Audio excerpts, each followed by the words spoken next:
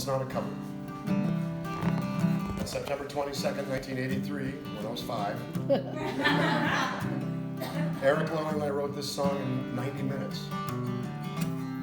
Now forgive me if I told this story here before, because I've been telling this story for the last year and a half. But it's a story that bears repeating. And actually, I'm very pleased to tell you guys, Aaron, Kaylee, this is tonight for you. Because here's the story. At the time this song was written, Eric Lowen, my lifelong music partner for 30 years, and I were in the middle of a feud. We had been working together steadily for 3 years, and it had reached the end of its rope. I was working a day job that was very intense and not dedicating myself to the band that we were in. So he came to me and said, the band is not happy. You're showing up late to rehearsals. You're showing up late to sound checks. Your mind is on your work. You even showed up at an entire show in a business suit. But it wasn't cool. You need to choose between your job and this band. Now the problem was that the job was paying me well. The band was not. The band was on its last legs. And the company that I worked for was owned by my uncle. And my uncle and my cousin, his son, had just suffered a very deep and life-changing personal tragedy. When my son's ex-wife, my cousin's mother, was killed at the hands of her boyfriend in a domestic violence incident.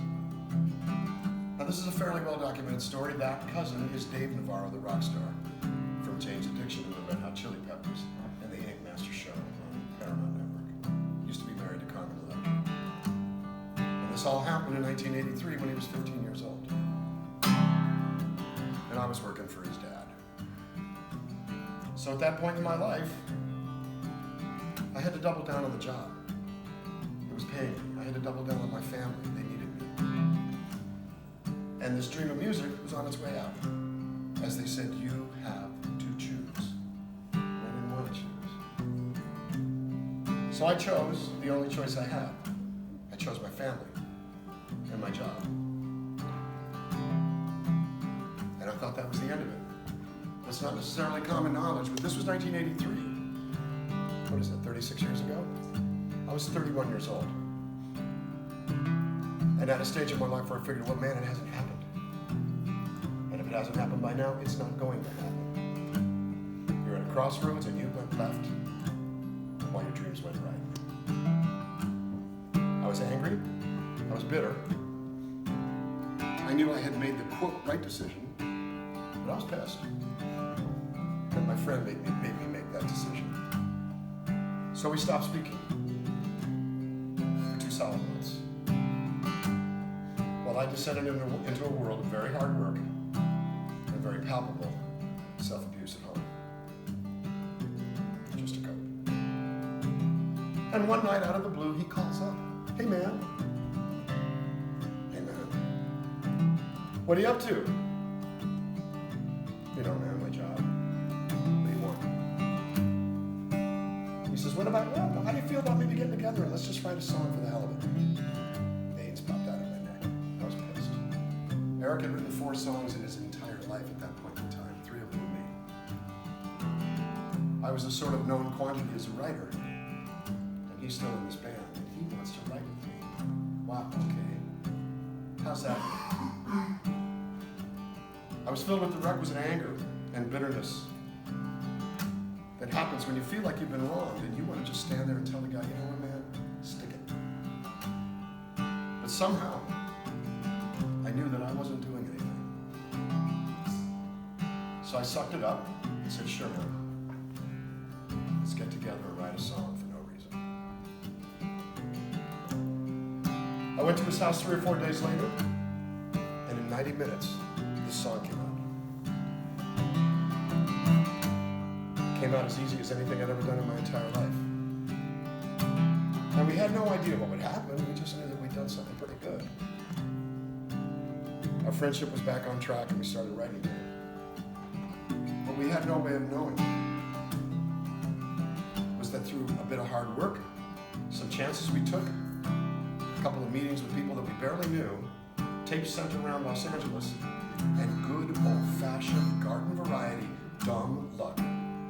13 months later, the song was top 5 all over the world, and our lives have changed permanently. That song still gets played on the radio 400,000 times a year. It's been in 5 television shows since January. It was in Deadpool 2. It was in Pitch Perfect 2. And 2 weeks ago, it became a commercial for Pepsi Cola, which you guys hear on the air right now. Income notwithstanding, it dawned on me, and it's why I say this now.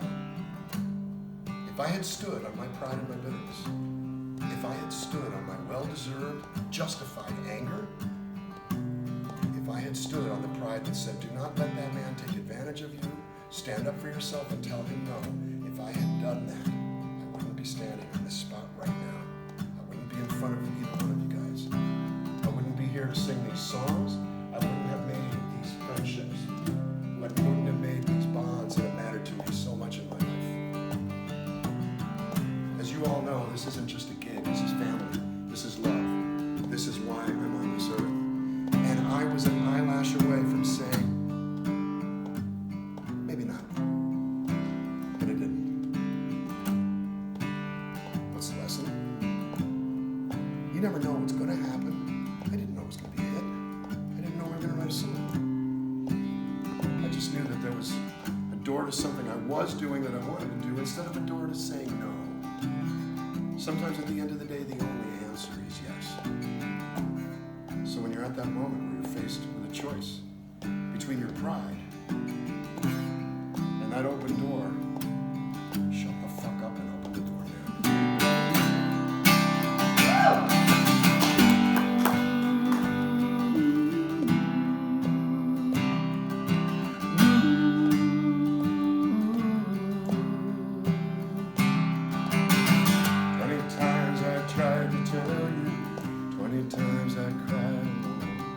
Always I'm surprised how well you cut my feelings to the bone.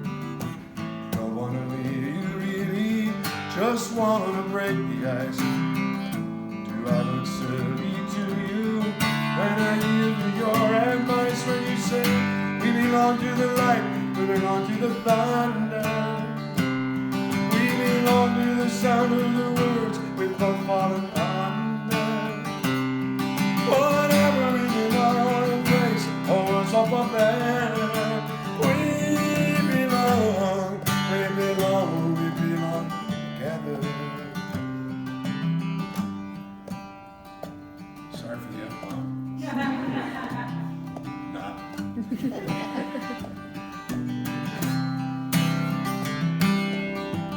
Si acaso no lo sabes, te aseguro que es verdad. El cariño que es sincero no se apaga con crueldad. Olvidas lo que fuimos y desprecias lo más fiel. Juntitos pretendimos que la luna era de miel. Junto a ti, solo es mi anhelo.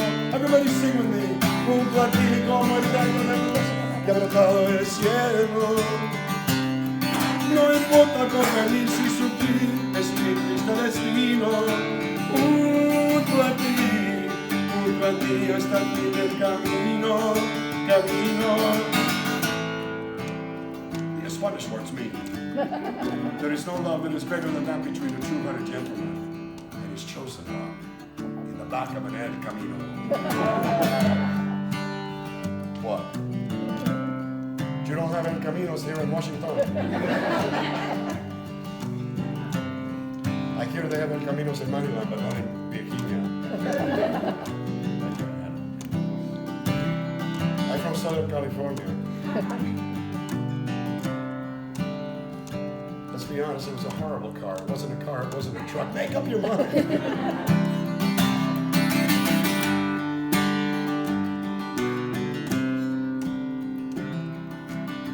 Close your eyes and try to sleep now.